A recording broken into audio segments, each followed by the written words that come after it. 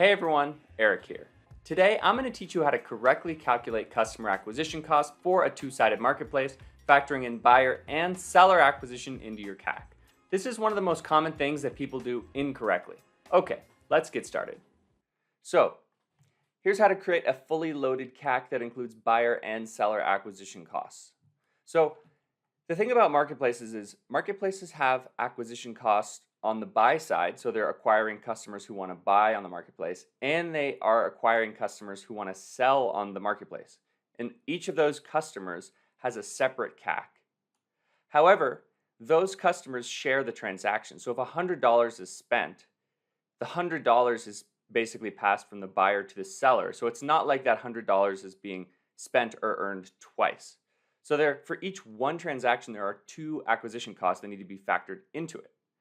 So one of the common errors I see is people just use buyer CAC or seller CAC. And they say, well, it costs us $20 to acquire a buyer, so that's our CAC. And then our LTV is how much did our buyers spend divided by that CAC. It's completely wrong. That does not factor in the acquisition costs that are necessary to acquire the seller to then sell back to the buyer. So you need to add these CACs together, but on a weighted basis because the activity of buyers and sellers is quite different. So you don't acquire one buyer per seller. It's much more complex. If you think about it on a lifetime basis, one seller, let's say, for example, sells 100 items, but one buyer only buys 5 items.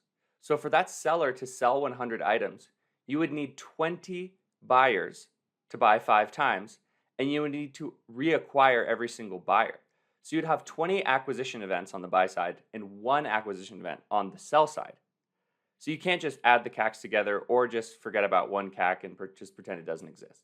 So here is how you deal with combining these into what I'm calling a blended or a fully loaded CAC that incorporates all of the marketing costs associated with the transaction. Okay, so remember, revenue happens once, marketing happens twice. So first I'm going to break down the buyer CAC and the seller CAC separately, and then I'm going to show you how to combine them into one CAC. So here's an example of a marketplace. We're saying that on the buyer side, let's say these are the main acquisition costs we have. We have Facebook, Google Ads. We're doing an influencer campaign, so it's $20,000 for a certain period of time, and we acquire 650 buyers.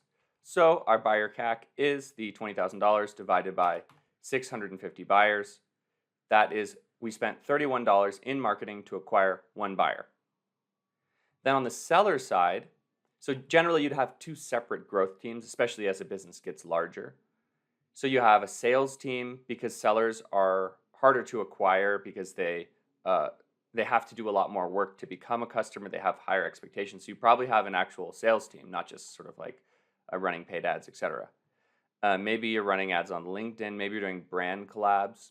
So let's say we spent $39,000. We acquired 85 sellers. So for each seller, we spent $459 of marketing. So the buyer CAC and the seller CAC. So how do we combine these CACs to actually get to the CAC of the marketplace? And one quick thing, if you're finding this content valuable, please subscribe to my channel right now and like this video. Also, if you want me to teach you everything I know about finance for startups in a small group with personalized support from me, join the waitlist in the description below for a chance to join the next cohort of my training program, Finance for Startups. Okay, let's get back to the video. So here's how we do it.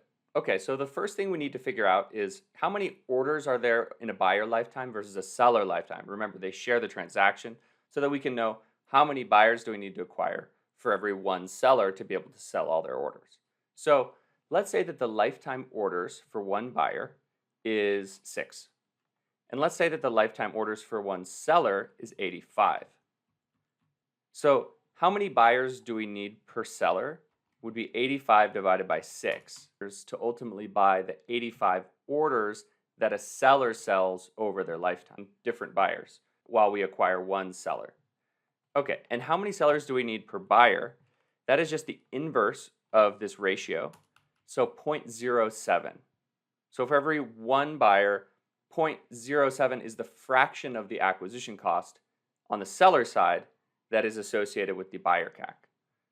Okay, so now I'm going to walk you through how to combine the two CACs to get the fully loaded CAC. So we have the buyer CAC, which is $31, seller CAC $459, and so we have this on both sides. So here we know that for the fully loaded buyer CAC, the buyer CAC is $31, but how much of the seller CAC do we put into the buyer CAC? So let's first look at the sellers to buyer ratio, and then the seller CAC per buyer is the seller CAC, which is $459, but that represents the 85 lifetime orders. So the CAC associated with making only 6 orders is $32. So it's just proportional to the amount of orders that the one buyer is making.